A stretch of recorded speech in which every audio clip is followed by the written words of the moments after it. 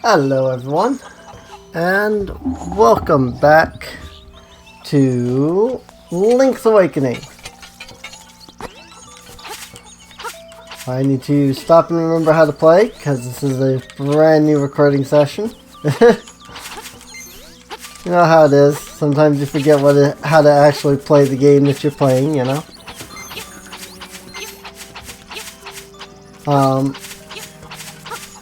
But yeah, this has been a great game so far. I've really enjoyed it. I feel like I don't have much to say about it so far, just because, I mean, I have said, like, everything as I've been going along. So, like, I'm a little uncertain what more to say, you know? Like, yeah, it's Link's Awakening, one of my all-time favorite Zelda games, on a brand new platform, and it plays amazingly well. It really does. So, like, I don't know what more to say about it, but, like, this is amazing, you know? I still love this little, like, 8-direction thing. It's cool.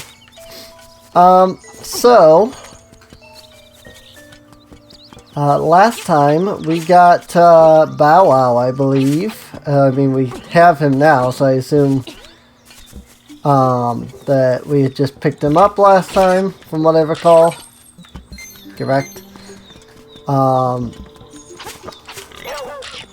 Anybody who doesn't follow me over on Twitter should. Because the other day I retweeted a few things from a Link's Awakening bot that had just grabbed a whole bunch of fun little, like, weird, funny things, like, in the game. And they were great. I loved them. And they made me laugh so hard. And so I would hope that they made you laugh as well. If you followed, you know, if you follow me on Twitter and saw them, or haven't followed me and, you know, are planning to because you're like, oh, something funny, Link's Awakening related, you know, topical, right? I'm not Jordan, who starts every video with a sponsor, even when the sponsor is just him. But yeah, we need to go to the Gapongo Swamp now. I just want to... There's a sleeping toadstool. I just want to get more magic powder, since I've been using it quite a bit here. I did pick up that thing, toadstool there, so I might as well while I'm here. Also, this game does a lot of auto-saving, I've noticed. I freaking love that sound effect. It's like, get friggin' wrecked.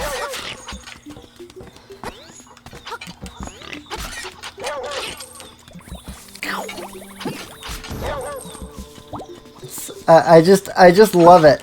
I really do. Oh, frick. Wrong button. I'm used to A and B being, you know, the buttons for stuff. Hey, I can just, like, jump right over them. That's cool. I didn't even know that. But I'm used to, like, A and B being the buttons for everything. Because, you know, in the original Link's Awakening, that's what it is. You hit the A and B buttons. Because, you know, those are your only two buttons. So I'm, like, trying to do A and B, but that's not what it is. Well, I pretty much stick to myself. Me and my letters. My name's Right. The only thing I don't like about my hobby is that I never receive a response. I wonder if that's still going to be Princess Peach. Oh, frick. Yeah. Nice. Nice one. One thing I wanted to do was that I realized we can come up here, right? Like up into the Telltale Mountain range. At least a little bit. Music. The fish stirs in the egg. You are there. Okay. But I think we can go up into the Telltale Mountain region. At least a little bit. Not completely. But I think we can get up to where the windfish egg itself is. And I'd like to make a quick stop off there, if I can. I might be going the wrong way for that, as I've just kind of realized. Because I think I need to go the other way to get to that. Ooh, nice. Take a piece of power.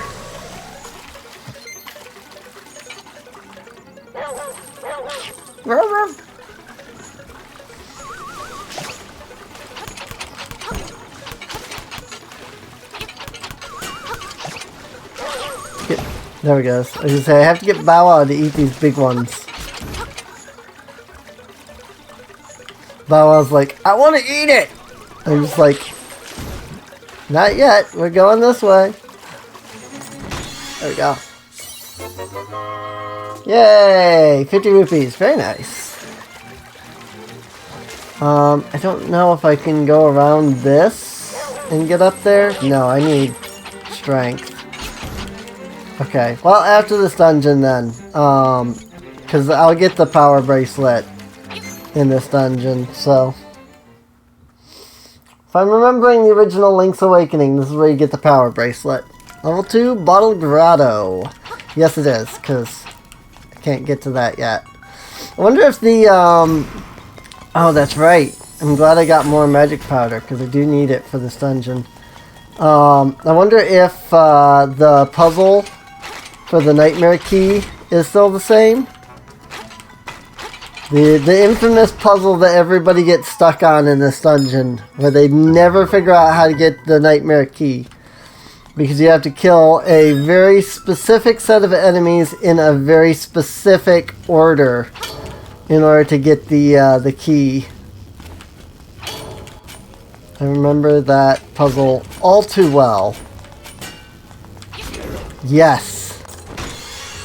So I've been watching Game Grumps play A Link Between Worlds, because they've been doing that lately. I think this will even still be contextual, because I think they'll probably still be playing it when I start posting this. But they've been playing A Link Between Worlds, and I've been watching it going, yeah, I can see where this game is a vast improvement from A Link Between Worlds, which is great, you know.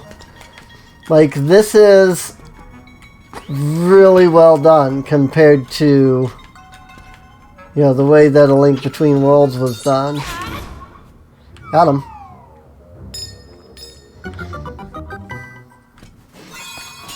You got a Guardian Acorn. Reduce the damage you take by half. Cool.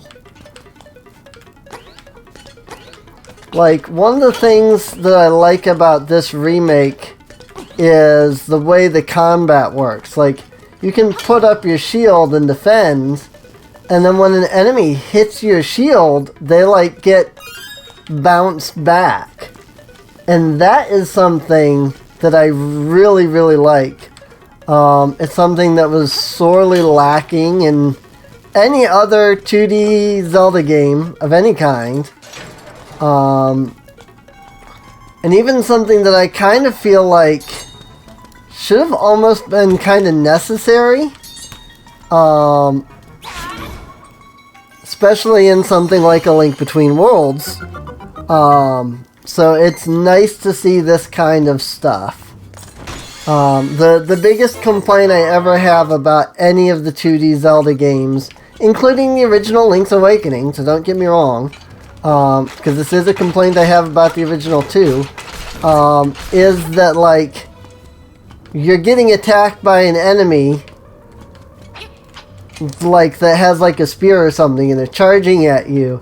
And like, let's say they've got a sword and a shield. It's like you can't attack them from the front, but then you can't get around them because they turn around at the same speed. You have to kind of like really get into just the right position to hit them. In this game, you put up your shield and they bounce off of your shield, and then you can attack them.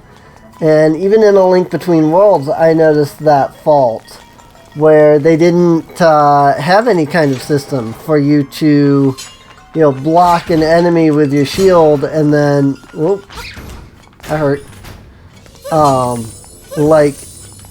Basically gain any kind of advantage in combat by having the shield, is what I'm saying. And, like, I get it on the old Zelda games, because it's like, oh, well, these, they're old Zelda games, they were still figuring it out. But, like, Link Between Worlds came out just before Breath of the Wild. Like, I feel, I kind of have this, like, there's no excuse kind of feel for that. Where it's like, they've figured it out by now. There's been so many games where you have the shield. But instead of giving you a way to utilize the shield in A Link Between Worlds, it's just kind of there, And that just always bothered me, I guess. It's just one of those things that I look at in video games and I go, in any other game, people would complain that this was bad design, but yet in this particular game, nobody does. And why is that? And the answer is nostalgia, basically. The Link Between Worlds was built off nostalgia. And don't get me wrong, this game absolutely was built off nostalgia too. But like, there is such a difference between remaking a game and improving it, and remaking the game and just changing a couple aspects of it. And that's what A Link Between Worlds was. This kind of gets into my, what is a remake versus, let's say, a reimagining? And you know what? Why don't we talk about that? I've been saying that I wanted to talk about that for a while. We're only 12 minutes into the episode. So there's no real reason not to talk about it. We got time to converse about it, so why not? So, when people say, oh, this is a remake, people always talk about, like, well, they want... Oh, hi. I'm gonna have to actually probably focus to fight this guy. Ooh, frick. Oh, frick. This could be where I actually lose some health for once. Frick. Get up, Link! Oh, frick. Yeah, if he grabs you, you're freaking screwed. Ooh! Shield does not help in this case. Oh my god, though. This battle is so cool. Like, this is so much cooler than the original Hinox fight. There's actually, like, some strategy and stuff to this, and it's kind of fun. Got him. Okay. Easy peasy. That really wasn't that hard. It was just kind of figuring out how to get around his attack there, where he just picks you up and chucks you. So, but we got it. But jump link, called the jump button, that I did hit.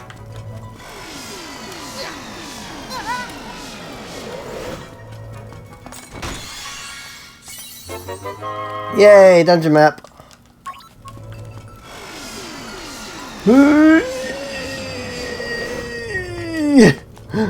Got it. But yeah, it's so like, you know, Final Fantasy VII got a remake. Final Fantasy VII Remake, as it's called, and everybody's complaining because they changed the story, they changed this, they changed that, you know, all these things that are what you do in a remake, you know. I didn't kill them both, but okay. The other one just like kind of glitched into the wall and disappeared. Power bracelet. At last you can pick up pots and stones. And I think, like, when it comes to remakes, yes, I don't even have to freaking equip them. I can just lift. God, this is so much better. Everything about this is so much better. But when it comes to a remake, you know, what is a remake versus, say, a reimagining, you know, versus a port or something to that degree, you know. A friend of mine and I once had a bit of an argument because I called Ocarina of Time 3D a port with enhanced graphics. He's like, no, it's a remake of the game. I'm like, it really isn't a remake? He's like, well, they remade it from the ground up, you know, completely redid the code and all that. And yes, under that terminology, it is a remake.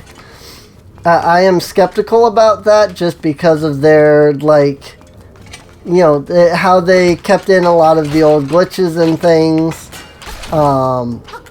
like on purpose, supposedly, because they were afraid that people would get upset because they changed it, that kind of stuff. Oh yeah, this is actually it. This is the spot where the Nightmare Key is, and I just completely messed it up.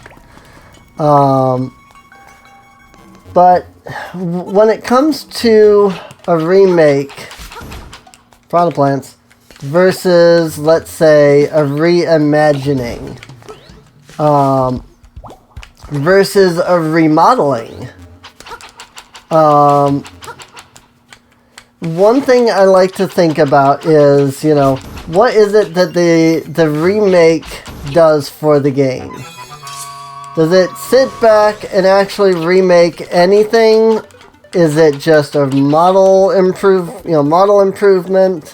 Is there any gameplay differences? You know, you think about a remake, and you think about Ocarina of Time 3D, and it's like, oh yeah, that was a remake. You know, everybody says, oh, you know, Ocarina of Time 3D, it was a remake. And, you know, it doesn't feel like one. First, defeat the imprisoned Pole's voice. Last, the skeletal Sulfos. It doesn't feel like they sat down and remade really anything in the game. The story is still the same. The game plays exactly the same. You know, every dungeon plays the way that you remember it from the original, which this game does too so far. So I'm not going to be like, oh, well that, you know, it's not a remake because the dungeons aren't different, you know. Like, they did, you know, they didn't, change any of the dungeons here that I've seen. There you go. That's where everybody gets stuck because you have to beat them in a specific order. But like, so, you know, the model enhancement, you know, this game versus Link's Awakening original. 2D versus 3D, you know. So right there's clearly some enhancement going on, you know. But like, okay, let's take, you know, Link's Awakening for Nintendo Switch, which is, interestingly enough, called Link's Awakening for Nintendo Switch. Not Link's Awakening Remake, not, you know, just Link's Awakening, you know. It's not known just as Link's Awakening, you know. It doesn't even try to be Link's Awakening, if you think about it. It's the, you know, Nintendo Switch version. Also, I love this guy. He's like,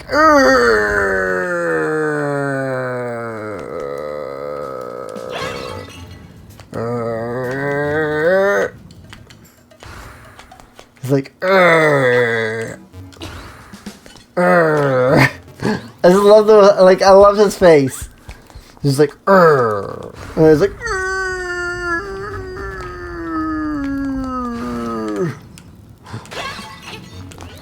I love that guy. 10 out of 10, the top 10 Nintendo villains. But like, God, I'm trying to say it, but I'm like getting so focused on this. Oh God, I have to fight this guy. This is really gonna like require some thought if I don't want to die. Oh, I'm your bad guy this time. Genie.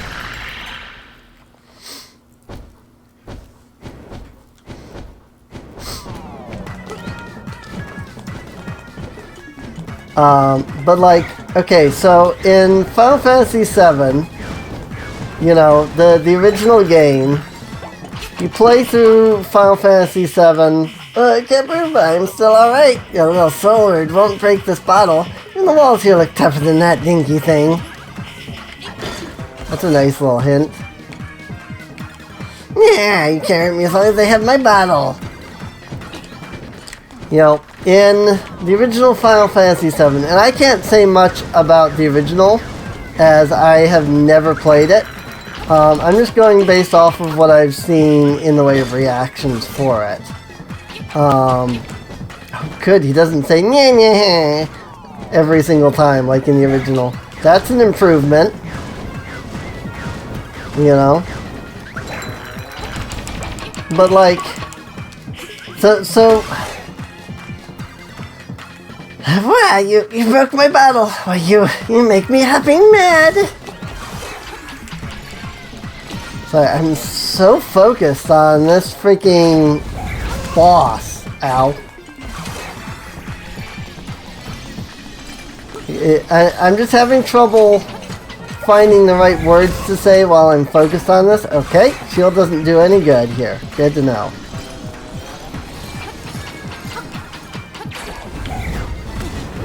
Ow. Got him. Nope. Still one more hit.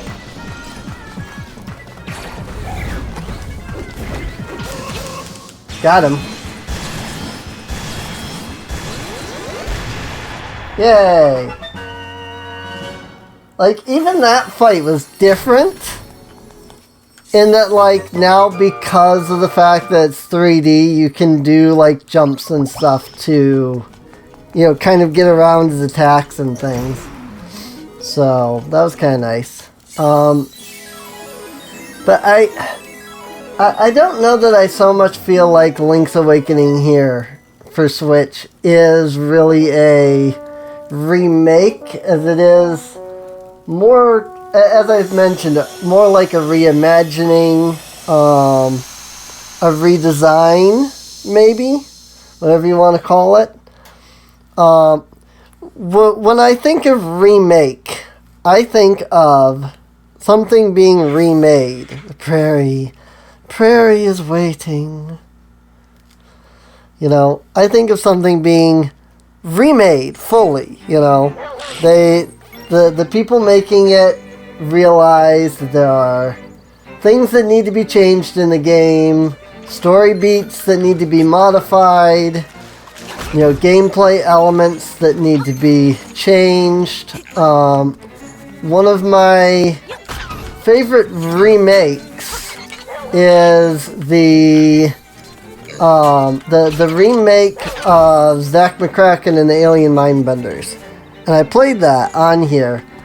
And the story is fairly the same compared to the original version. Some energy coming from here. Let's take a closer look. Whoa! warps. Alright.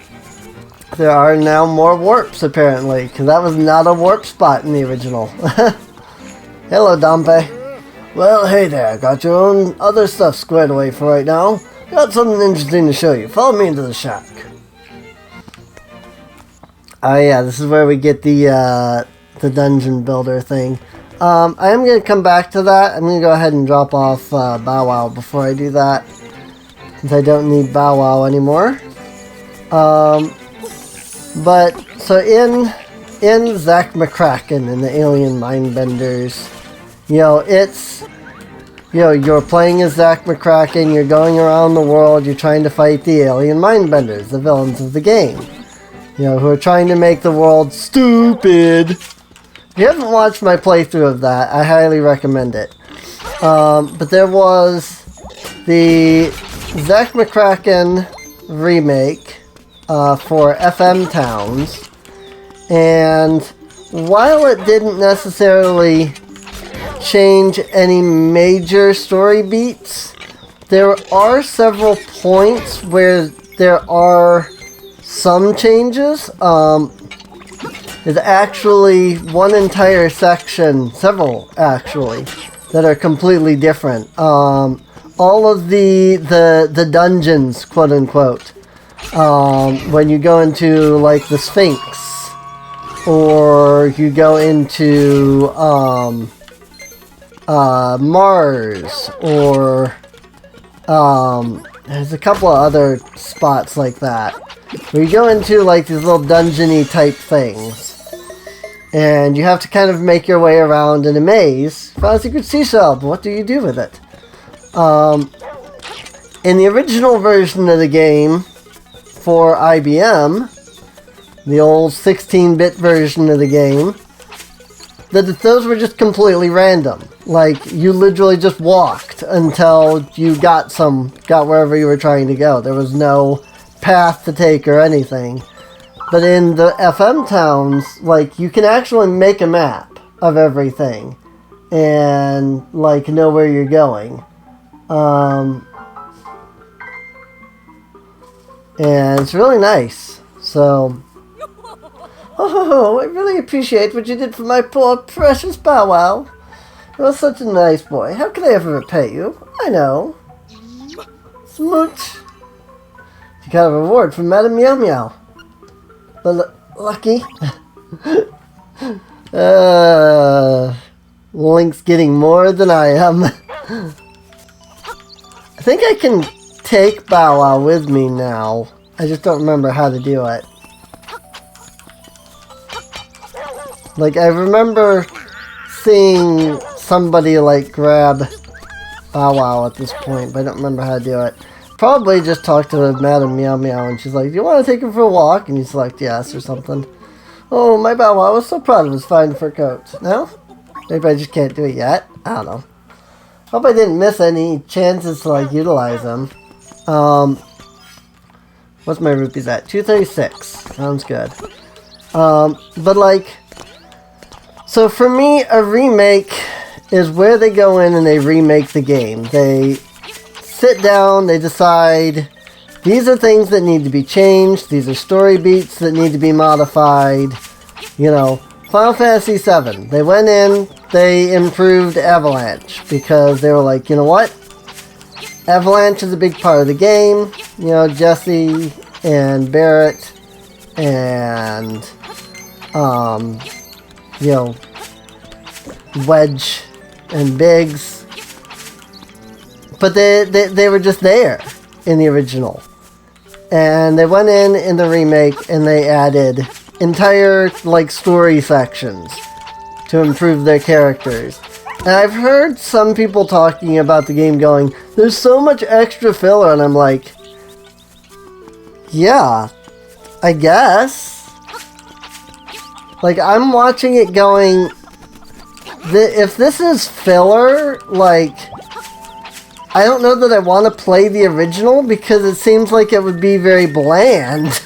You know, I'm watching, like, the Jesse scenes and stuff like that. And everybody I've been watching this play, you know, that has played the original has been like, yeah, these are new scenes. These weren't a thing, you know.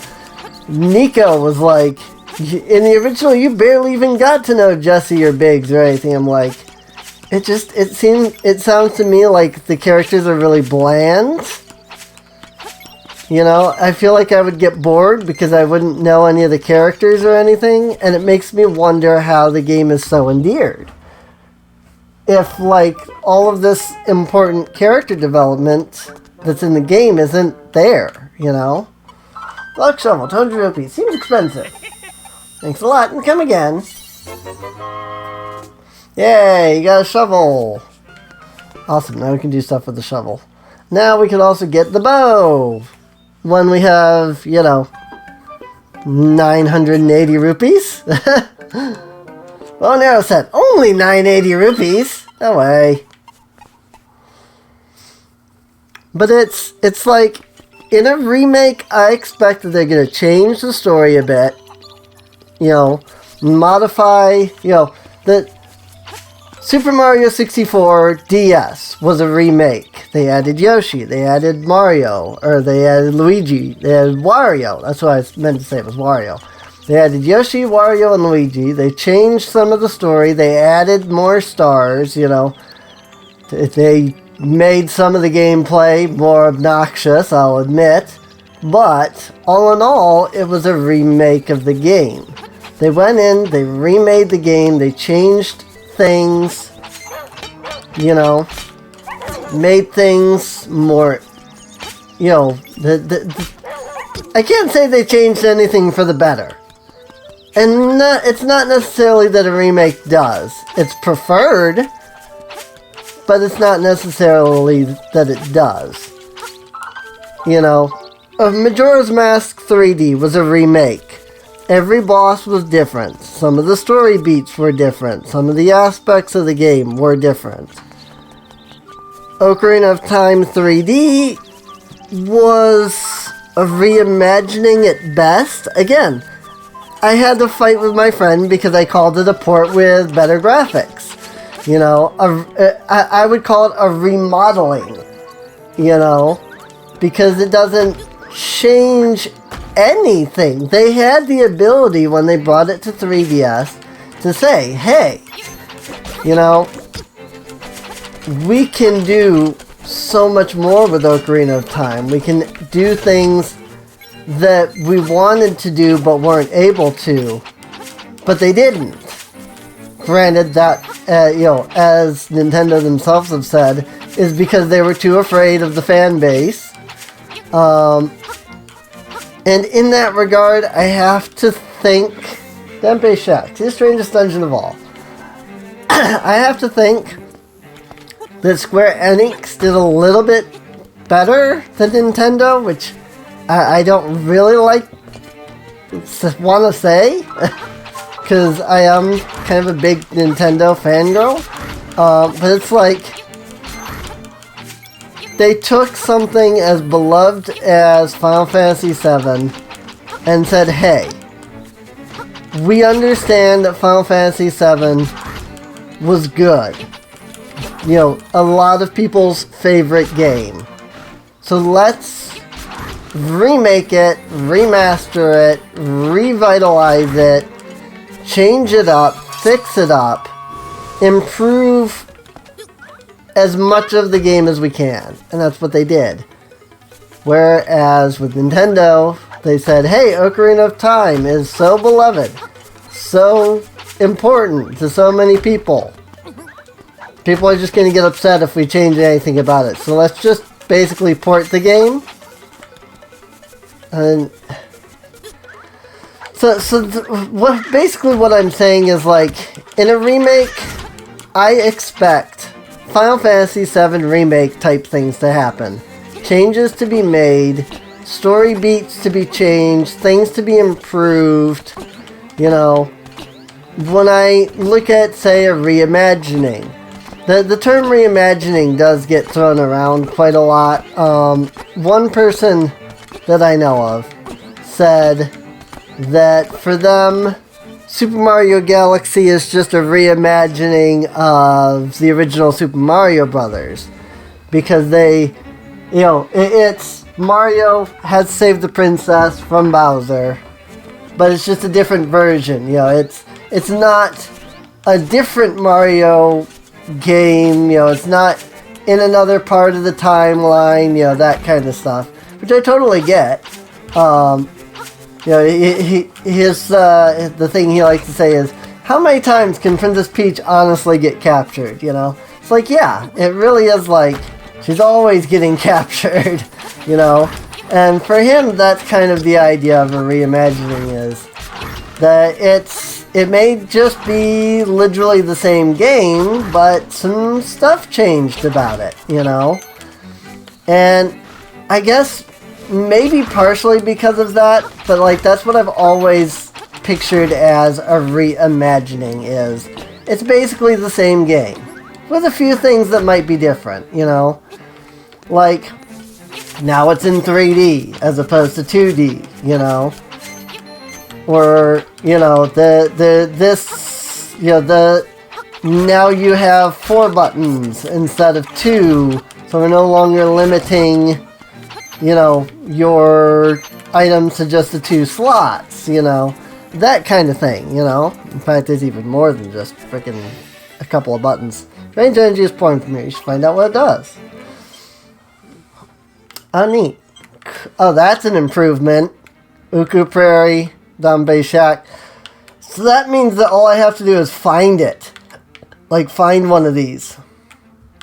Excuse me, sorry. I just had to find one of these. And I can just, like, teleport over to that, Like, I can find these, and whenever I step on one, I can choose instead of jumping into one and then teleporting to the next one in line. That's a vast improvement, So there are vast improvements to this game. So I hope all that made sense. Like, I tried to make that make sense. I feel like I just said the same thing over and over. But all in all, this is basically just my way of saying, like, I get that some people are upset that Final Fantasy VII Remake wasn't what they wanted, which is literally the original game, but remastered. But that's what people wanted. They didn't want a remake. They wanted a remaster. They wanted the same story. They wanted the same story beats. And the improvements that the game did to the story, they feel like, oh, well, what are they going to do now? The whispers were weird and whatnot, and it's... I had zero issues with it. I never played the original, though. So maybe that's just because I have no nostalgia for the original. And I feel like that's a big point, too. Remakes should never pin on the nostalgia of the original. They should always be their own thing. People should be able to play the new game and be like, yeah, this is its own thing. It should never be like... A remake should never feel like you're playing the original game. Because that's where we get that big complaint everybody has about remakes, where it's like, oh, well, no, it ruined the original, if Majora's Mask 3D ruined Majora's Mask because of all the changes they made. Majora's Mask still exists, people. Like, the N64 version of Majora's Mask still exists. There's no reason to say that Majora's Mask 3D ruined Majora's Mask. If you liked Majora's Mask, guess what? Majora's Mask on N64? It still exists. And you can play it. It's on like 4 different consoles. Like the original N64 version. Just saying. Anyway, this is Crazy Tracy. Hey there, pig guy. I'm Crazy Tracy. Got a little secret for sale that'll pump you up. How about it? 42 rupees for my little secret. Alright, come here and I'll rub it on you. There, I've applied my own secret medicine. It will take effect when you lose all hearts. Drop by again, big guy. Here's some bonus treatment. Behold, your hearts are full. Oh, nice. That he got a little, like, thing around him. That's cool. But that's all I'm going to say on that subject for this episode, because I'm probably going to keep talking about it just as I go through the whole game. But honestly, this episode's been long enough, so I think I'm going to just go ahead and end it here. I do hope you guys have enjoyed. If you did, feel free to subscribe. Let me know your thoughts on remake, reimagining, revamp, remaster, that kind of thing. Also, I think I've been saying reimagining when I meant to say remaster. But anyway, whatever. So let me know what your thoughts are on the whole idea behind remake versus port versus remaster versus reimagining. Check the video description down below for links to the playlist. That way you can get caught up on any episodes that you might have missed. As well as a link to our Discord channel so that you can come chat in our Discord, talk with us live about remake versus reimagining versus remaster versus port. And I'll see you guys next time. See you later.